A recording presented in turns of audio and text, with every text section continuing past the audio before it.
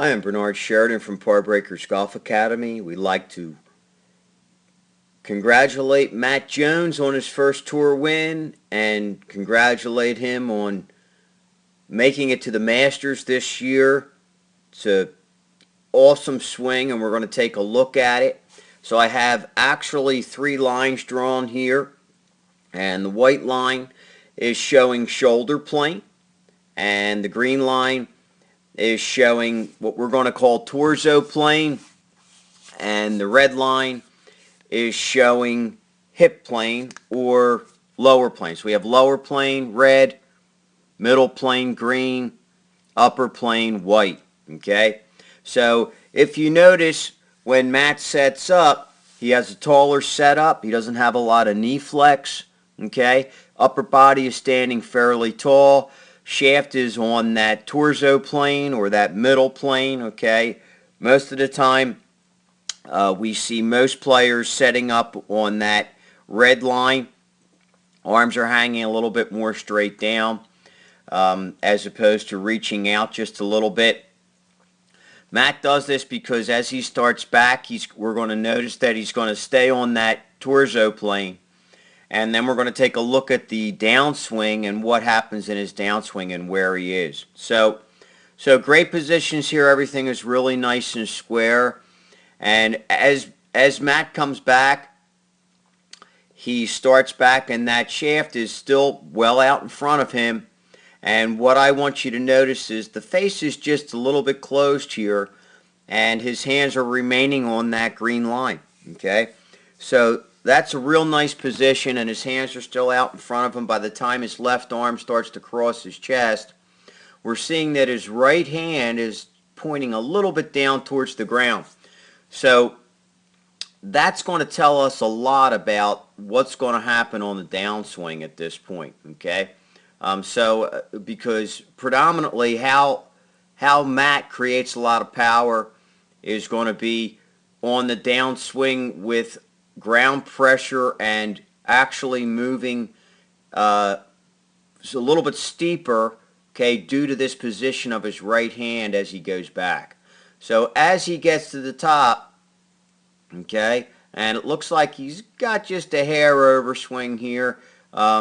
Predominantly looks like a one-post swinger. He's on his left side at the top here. And as he drops it down he comes on that steeper plane. Okay, now is he throwing it over the top in comparison to where he was? Absolutely not.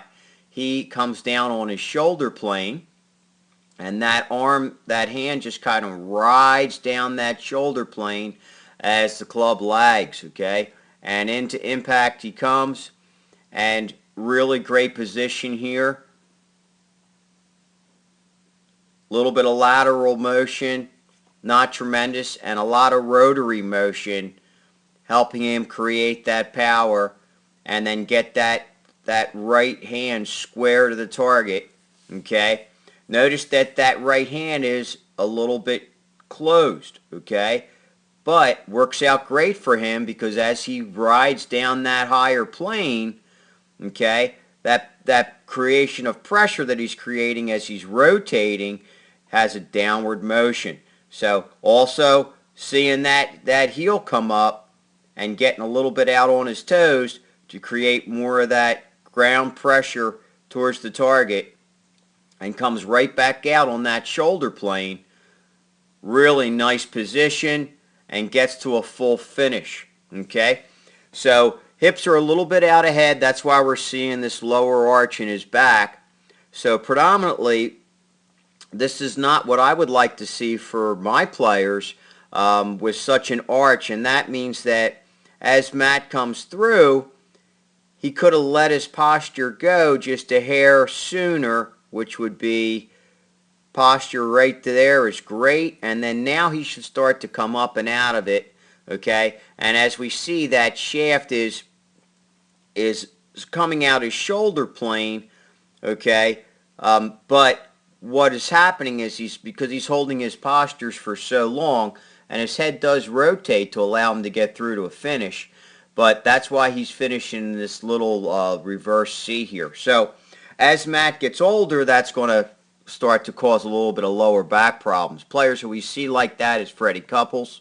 And Freddie, of course, has had lower back problems.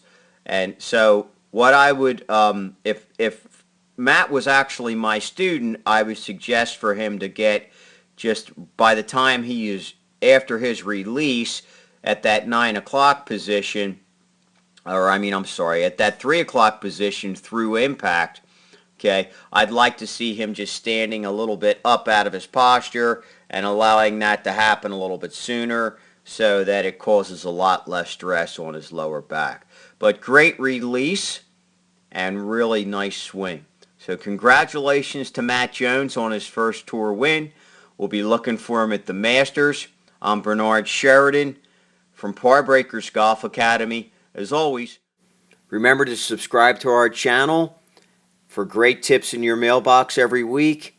And don't forget about our weekly podcast on iTunes, Breaking Par, the only golf instruction podcast that's every week helping you take control of your game.